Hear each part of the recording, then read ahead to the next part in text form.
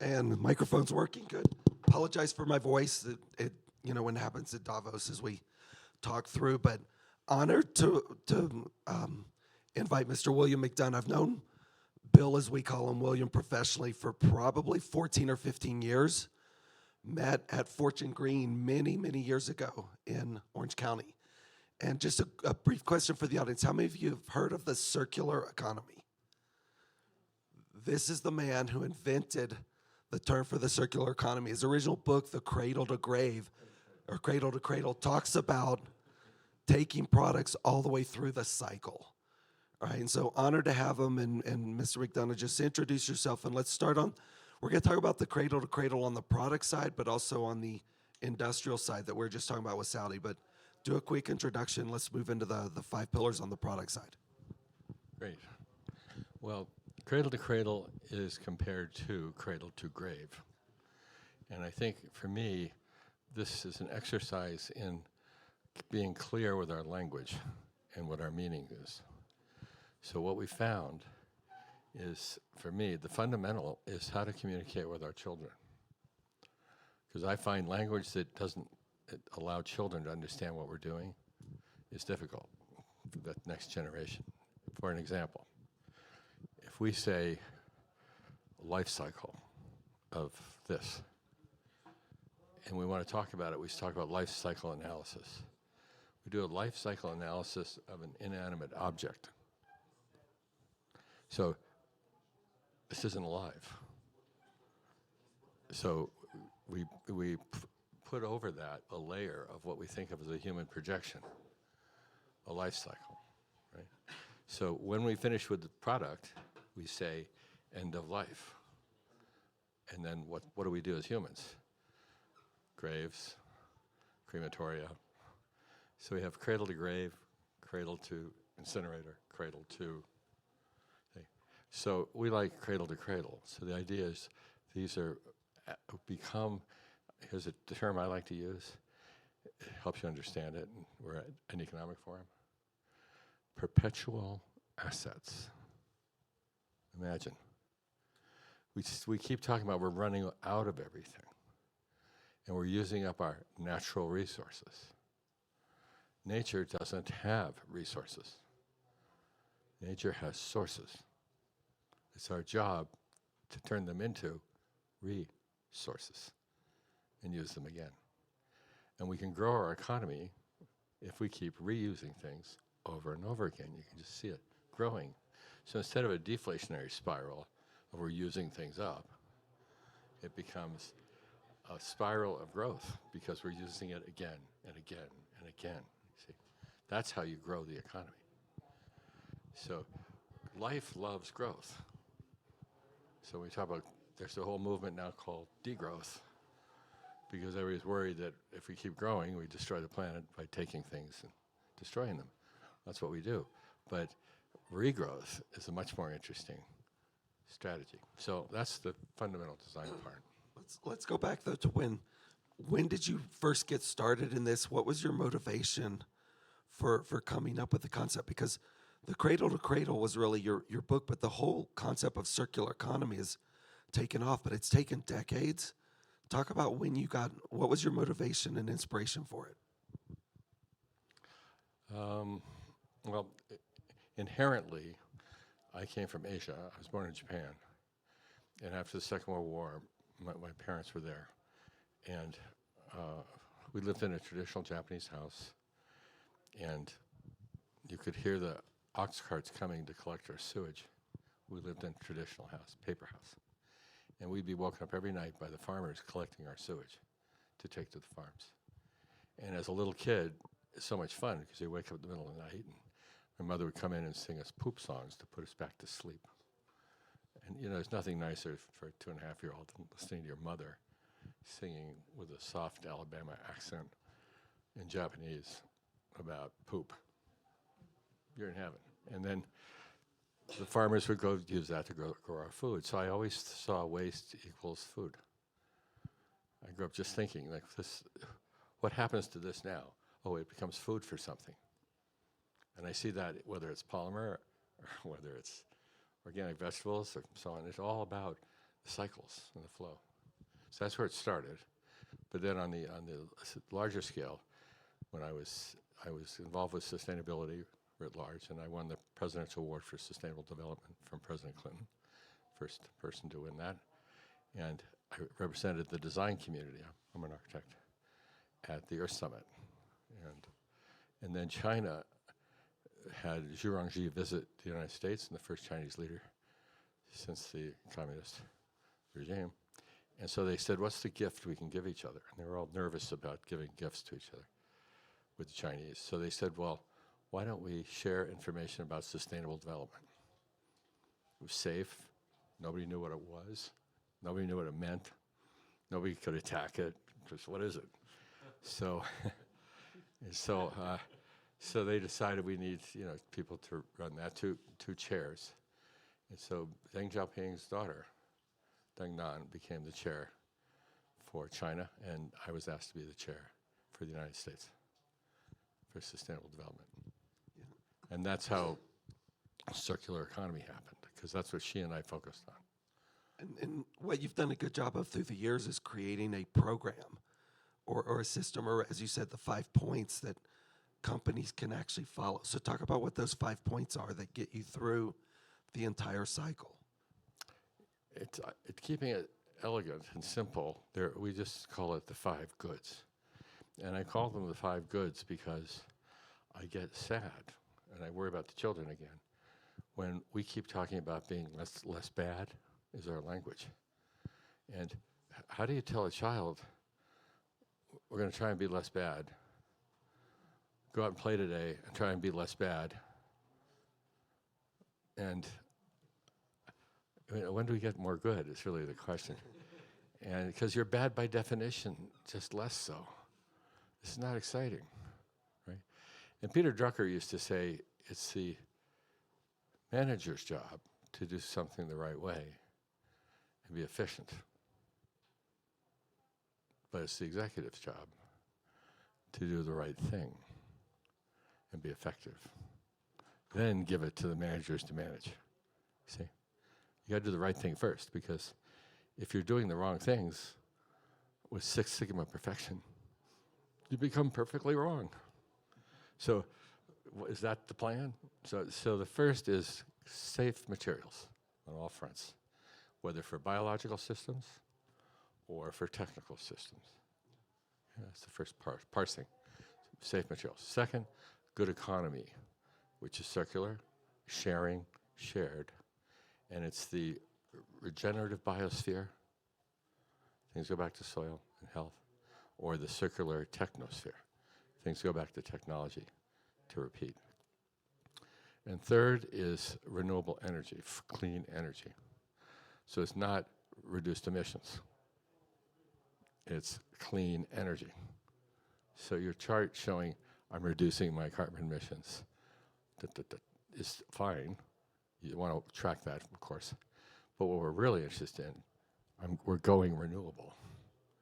See, and the difference there, for a fundamental level, is we move from this idea of offsets, like I'll buy indulgences and pay somebody somewhere else to do something to help me get my score. You actually think about it as insets. What can you inset into your enterprise that gives you these benefits so it comes close? Because all sustainability is local. It can only be measured at a place, how it affects that place, that person, whether you're sourcing it there and then sending it here. It's always a place. Think of sustainability that way. And then thirdly is clean water. So we designed textile mills where the water coming out of the textile mill, by looking at 8,000 chemicals in the textile industry and sorting them and eliminating endocrine disruptors, teratogens, birth defects, mutagens, genetic mutation, endocrine disruption, so on. With 8,000 chemicals, we've eliminated 7,962. We end up with 38 chemicals for one of our product lines. And the product is so clean, you could eat it. And it's so effective. It's the most comfortable seating fabric in the world. And you've sat on it. It's the Airbus seat. And it wicks moisture, and it keeps you insulated. And it's cotton, besides wool and ramie. So it's two organic materials that ramie is immensely strong, and cotton is a great insulator. So it works beautifully. It's a highly technical product, but it can go back to nature. So, and then the last is good lives. So we want creative lives, sharing, so on. So it's good materials, good energy, good economy, good water, good lives. So let's talk about the Amazon side on the product, and then we'll finish with the Saudi side, which is a little bit different, but talk about the Amazon. In 2020, I guess that was COVID, I was leaving Riyadh where I had been working on for the G40 with the energy minister of Saudi Arabia. I did 4 speeches for him for the G20 to open it on the circular economy, because we were looking at the circular carbon economy. For Saudi Arabia, that's a really critical question, because carbon is so fundamental to their economy and their mental structure of what they are and who they are. And I realized that carbon is central to the circular economy because it's actually the fuel as well as a material. See? These are all carboniferous materials you got around you. That's carbon as material. The energy is fugitive carbon. Very nice. So we have living carbon, which is plants, and us. We have durable carbon, which is to be used over and over again. And we have fugitive carbon, which is the disaster. So I had written that up in Nature, and he saw that, and he said, this is just true. Right? It's nothing to argue about. It's obvious. So we have to stop the fugitive carbon, celebrate durable carbon, and then encourage living carbon if this is going to work. And so we were able to articulate that. And it's now the National Saudi Energy Plan. So that was exciting. As I was leaving Riyadh, exhausted from this exercise, because he asked me to do it in Davos 2 weeks before the G20 meeting. Felt like, well, it was 1 month exactly. So I had to go to Riyadh and work on this and get it done right away. And then as I was coming back from Riyadh, I had the last flight under COVID to leave Riyadh, first to land in Washington. And I got a phone call from Amazon. And they said, congratulations, we've just surveyed 8,900 certifications for products around the world. And Cradle to Cradle is #1, the highest quality product certification in the world. So we're going to create what they call a badge. So when you go on Amazon and you say, give me the best product, and now they got, I think, far too many of these things, but this was the first one. And it really was wonderful, because we were able to get clients that were really trying their best and just needed a benchmarking that was legit and comprehensive. There's so many certifications of various things that are particular things, but to be able to have a broad sweep to the molecule, to the detail, to the dollar, to the liter of water, where you can measure and do your work. And that's the certification's really been the biggest change, because if you look at a building, you can build a building LEED certified or platinum certified, and it's all points driven. But to bring that same standardization into the product world is what was really missing. And so that's a lot of what you've done, right? Is standardized the certification on the product side for sustainability, and then that not only can drive manufacturing, supply chain, retail, but also consumer habits. Yeah. And we started all this. I started as an architect. So I launched the LEED program in U.S. Green Building Council at University of Virginia when I was dean. So I did that before. So we did building certification. This is product certification. And we think the industrial world, if we can start to change the language, will understand what the circularity means, as well as cradle to cradle. So if we get all the health and we get the flows, and as we'll see, everything involves concentration and flow. Nothing happens unless you can compress it and move it, right? So I think that the thing that is happening with the circular economy is we get a different perspective and we have different language. And I'd like to leave you with that. I don't speak like a normal person, I find, in these meetings, because I don't say end of life for the microphone. I say end of use. See, these are objects of human purpose. This is to amplify my voice. That's the use. That's a service. When I finish with that service, what happens to this?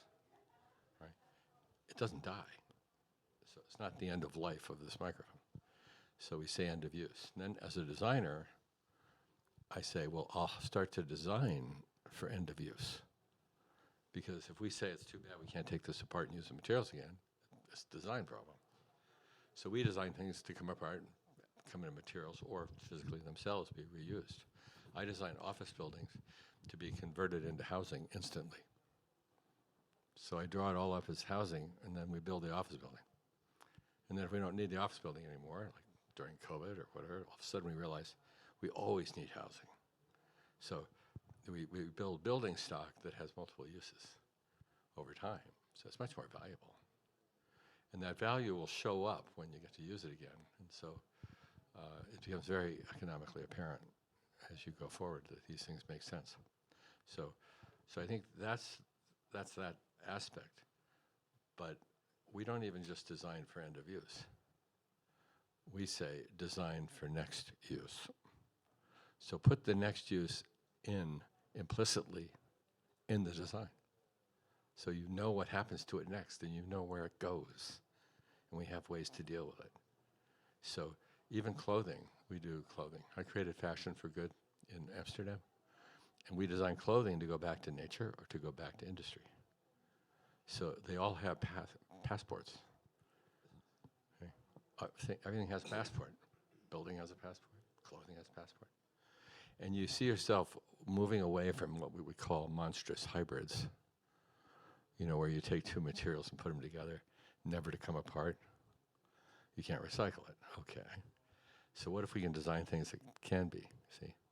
So we even know how to disconnect cotton and polyester now so that we can bring them all back and get the cotton and get the polyester. We can even improve the cotton, and this is what we call upcycling. That's my other book, The Upcycle. The upcycle is being able to take the objects of human purpose that we've made before and bring them back and improve them. It's not just change their form. It's not change a water bottle into a fleece jacket, releasing microfibers everywhere. You might say it's upcycling because you turned a lowly water bottle into a fabulous mountain climbing ski fleece, but you're shedding microfibers everywhere. So to me, that's not upcycling. It might not even be recycling because you're not just making another bottle. It's actually downcycling. We're losing quality all the time. So upcycling means improve it. So we now have ways we can weld cotton together and make it long fiber again and make it flexible. Whereas we can turn used cotton into Egyptian cotton. Wow. See, so the world gets better because we're here. That kind of thing. So designing for next use, it's very important. Just a quick little side note. Years ago, I was working with the guys at Caterpillar, and they actually realized that they could weld fabric and just license the patents out for that. So it's interesting. But let's finish with the final question, Bill. Which do you think is going to be harder in the next 10 years and which is going to have the bigger impact? The product side or the industrial side for what you're talking about with the certification and the manufacturing? The product side with something like Amazon or the manufacturing industrial side with bigger pieces of machinery and equipment?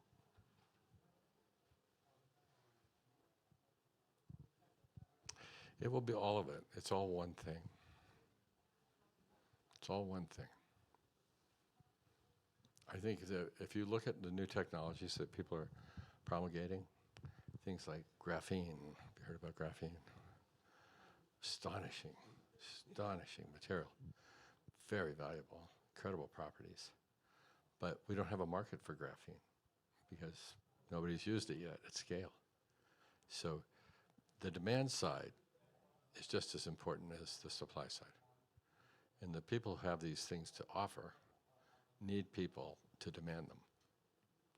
So the industrial people have to make products, and the commercial people have to demand them. Yeah. So I think it's both sides. That's why Amazon's saying, we want this way. And it can happen. It can exist. Because as designers, we're like Leibniz, where we feel like if it exists, if it's possible, therefore it exists. Yeah. That's what we do. So once we make it exist, we got to make sure somebody says, and I want it. And you've done an amazing job. So thank you so much for coming down. I know that you hurt your hip from the last time I saw you, so we appreciate you making the walk down, and just an amazing career, and I wish you the best for the next decade or 2 or 3 or 4. Thank you. All right, thank you, Will.